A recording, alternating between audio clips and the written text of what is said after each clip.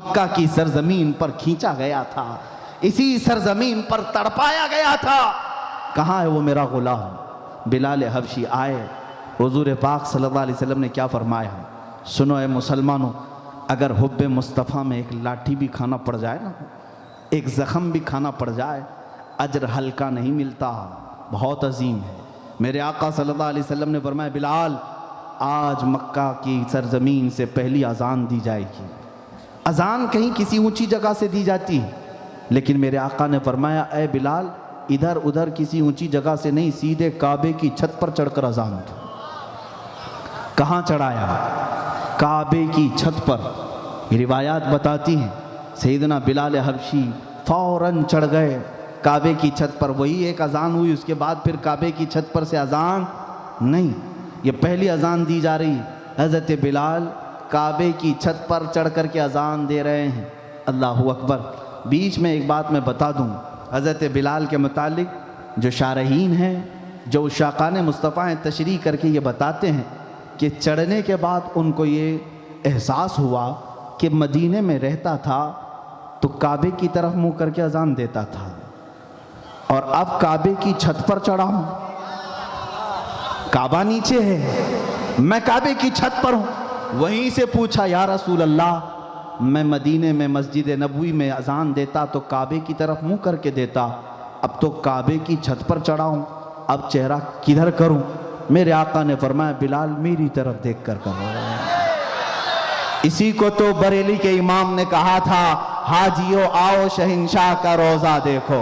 काबा तो देख चुके, काबे का काबा देखो, काबा तो देख चुके, काबे का काबा देखो। बिलाल हबशी रज़ियल्लाहु ताला अन्हु ने अजान दी। ये वाक़या तो मौजूद है, लेकिन मैं पूछना चाहता हूँ, इस पूरे वाक़े में सिद्दीक़ अकबर को चढ़ा देते, फारूक आज़म को चढ़ाते, उस्मान व अली रज़ियल्लाहु अलैहिम अजमाइन को चढ़ाते, अजिल्ला सहाबा में कोई चढ़कर अजान देते नहीं। हुजूर सल्लल्लाहु ताला अलैहि वसल्लम ने इस मक्का की सरजमीन पर गुलामी करने वाले और उसके बाद आज़ाद होने वाले बिलाल हबशी को खाने काबा की छत पर चढ़ाया। मेरे अजीजों, पूछो तो मैं बताऊं कि बुजुर्गों ने फरमाया, दर हकीकत यहाँ से ये मैसेज देना था, जो नबी कौनैन की मोहब्बत में एक जख्म भी खाए, अरे तख्त तो कुर्सी क्या, काबा भी उसके तलवों के नीचे आता है।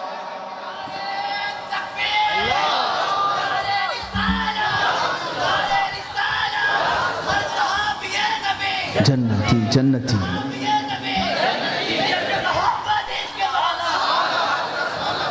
मेरे अजीजों, आपको ये बात आज यकीन के साथ बावर कर लेना चाहिए कि अगर हमारी ज़िंदगी है तो सिर्फ़ और सिर्फ नाम मुस्तफ़ा से है।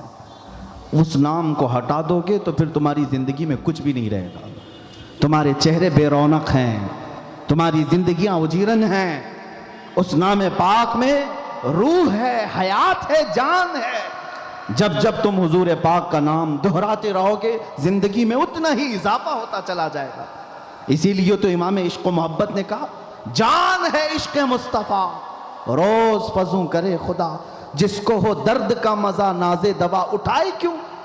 और फिर मेरे इमाम अहले सुन्नत फाजिल बरेलवी ने हम गुलामों को ये बार बार समझाते हुए कहा कि हुजूर से वफादारी ऐसी करो, फिर के गली गली तबाह, ठोकरें सबकी खाई क्यों। फिर के गली गली तबाह, ठोकरें सबकी खाई क्यों। दिल को जो अक्ल दे खुदा, तेरी गली से जाए क्यों। उनके होकर रहो, हुजूर के दरबार के बन करके रहो, फिर दुनिया तुम्हारी क्या, तुम्हारी जूतियों की भी बोली नहीं लगा सकेगी, खरीद नहीं सकेगी। जानते हैं सहाबा को मक्का वालों ने पकड़ा भी। हज़रत खब्बाब एक सहाबी हैं, उनको मक्का वालों ने गिरफ्तार करके सूली पे चढ़ाया, उनकी नाक काटा, कान काटे, आँखों में से सलाइयाँ फेरी, नाखूनों को पकड़ से खींचा, होंठ काट दिए, सब कर लिया। और फिर बाद में ये कहा, ए खब्बाब, क्या ये अच्छा होता तुम्हारी जगह मोहम्मद होते और तुम आराम कर रहे होते सल्लल्लाहु अलैहि वसल्लम। हज़रत खब्बाब जिस्म के छलनी हो जाने के बाद भी जलाल में आते हैं, जालिमो, तुम कहते हो इस जगह मेरे नबी होते और मैं आराम कर रहा होता, कसम खुदा की तुमने ये सब काट लिया, अभी मेरे जिस्म की 1000 बोटियां कर लो, ये मुझे गवारा है, लेकिन मेरे मुस्तफ़ा के कदमों में कांटा भी चुभ जाए ये मुझे गवारा नहीं। ये वफादारी थी उन सहाबा की। ये रसूल पाक सल्लल्लाहु ताला अलैहि वसल्लम के शहदाई वफादारी का हक अदा करते थे। और उन्हीं सहाबा का यह हाल था मेरे अजीज़ों, जिनको दुनिया देख देख करके थक चुकी थी और ख़रीद ना सकी, न कैसर और किसरा उन्हें ख़रीदे। एक बार की बात है कि बड़े बड़े लोगों ने एक कासिद को भेजा, जाओ मोहम्मद सल्लल्लाहु अलैहि वसल्लम के साथ ही कैसर और किसरा को फतह करने की बात करते हैं, क्या ताकत है उनके पास। उर्वा बिन मसूद सख्फी एक शख्स आया कासिद बन करके हुजूर के ये दीवानों और फरजानों को देखने के लिए, इनके पास हथियार कितने, ताकतें कितनी हैं। वो तलाश करते रह गया, कोई हथियार और कोई बड़े असलहे नहीं मिले, लेकिन एक चीज़ मिली उसको।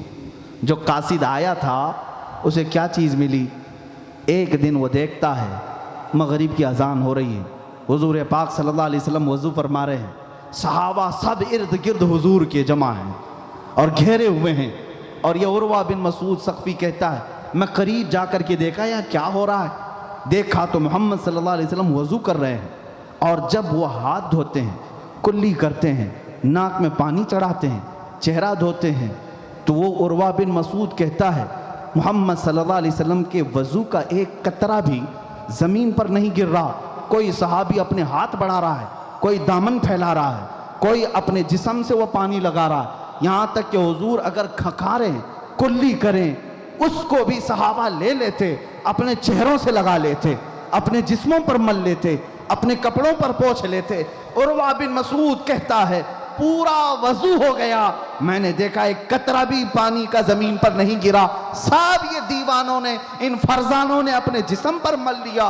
वापस आकर के अपने आकाओं से कहा, ऐ लोगों उनसे लड़ने का इरादा छोड़ दो। पूछा लोगों ने क्या बहुत ताकत है उनके पास, बहुत असलहे हैं? उसने कहा नहीं, बहुत तलवारें, हथियार और असलहे तो नहीं, लेकिन मोहम्मद सल्लल्लाहु अलैहि वसल्लम ने ऐसे फरजानों की जमात तैयार की है जो कैसर और किसरा के पास भी नहीं। पूछा कैसे हैं वो कहता है अरे वो ऐसे फरजाने हैं कि उस नबी के वजू का एक कतरा भी जमीन पर गिरने नहीं देते, हाथों में लेकर चेहरे से मल लेते हैं, जिस्मों पर लगा लेते हैं। तो जिनको मेरे मुस्तफ़ा हुजूर सल्लल्लाहु अलैहि वसल्लम के वजू के कतरे को गिरने देने का भी इतना बड़ा ख्याल है, वो उस मोहम्मद के खून का कतरा कब गिरने देंगे? वो उनके जिस्म का खून का कतरा कैसे गिरने देंगे? वो अपनी जान की बाजियां लगाएंगे। वो मौत से डरते नहीं हैं, वो अपने टुकड़ों से डरते नहीं हैं। यही अज़्म, यही हौसला था जिसको इकबाल ने कहा था, आईने जवां मर्दां हक गोई व बेबाकी, अल्लाह के शेरों को आती नहीं रूबाही, शहादत है मतलूब व मकसूद मोमिन, न माले गनीमत न किश्वर कुशाई। अजीज़ा ने गिरामी वक़ार, सहाबा इकराम रिदवानुल्लाह ताला अलैहिम अजमईन के ये वाक़यात जो मैंने बताए, इससे हमें ये दलील लेनी चाहिए, ये सबक लेनी चाहिए कि अगर हुजूर के हो करके रहो तो हर ताकत को ज़ेर कर सकते हो, हर ताकत को ज़ेर कर सकते हो। और मेरे रब का ये वादा है, काना हक़्क़न अलैना नस्रुल मुमिनीन, अल्लाह फरमाते हमने अपने ऊपर लाजिम कर लिया है कि मदद करेंगे तो ईमान वालों की करेंगे। कुरान क्या कहता है? मदद करेंगे तो ईमान वालों की करेंगे। हमने पूछा ईमान किसे कहते हैं? ईमान वालों की अल्लाह मदद करने का वादा कर रहा है, तो हमने पूछा ईमान किसे कहते हैं? खुद मेरे आका ने फरमाया, ला युमिनु अहदुकुम हत्ता अकूना अहब्बा इलैहि मिन वालिदिही व वलदिही वन नासि अजमाइन। ईमान किसे कहते हैं? सुनो, हुजूर फरमाते हैं उस वक्त तक तुम्हारा ईमान कंप्लीट नहीं हो सकता जब तक तुम अपने माँ बाप, औलाद और सारे इंसानों से ज़्यादा हुजूर से मोहब्बत ना कर लो। यह है ईमान। जब तक तुम उनसे सबसे ज़्यादा मोहब्बत ना करोगे तब तक तुम्हारा ईमान कंप्लीट नहीं है। ऐ मुसलमानों, अब मैं अपनी गुफ्तगू को समेटते हुए इस बात की तरफ लाता हूँ, गैरत जिसको कहते हैं खुददारी और वफादारी, दो ऐसी चीज़ें हैं जो तुम्हें बहुत आला सतह तक ले जाती हैं। हुजूर अकरम सल्लल्लाहु ताला अलैहि वसल्लम की शान में कोई नाज़ेबा कलमात कहे तो फिर उसको बर्दाश्त हरगिज़ न करना, कतान बर्दाश्त न करना। जो ताकत है, जिस तरह की हैसियत है, उसका इस्तेमाल करो और जवाब देने की कोशिश करो, वरना क़यामत के दिन पकड़ आएगी, तुम्हारा कोई उज़्र कबूल नहीं किया जाएगा। तुम ये कह करके नहीं बच सकोगे कि मैं गवर्नमेंट सर्वेंट था, बोलता तो नौकरी चली जाती। तुम क़यामत के दिन ये उज़्र नहीं कर सकोगे मैं मज़दूर आदमी, मेरी ताकत नहीं थी, क्या जवाब देता।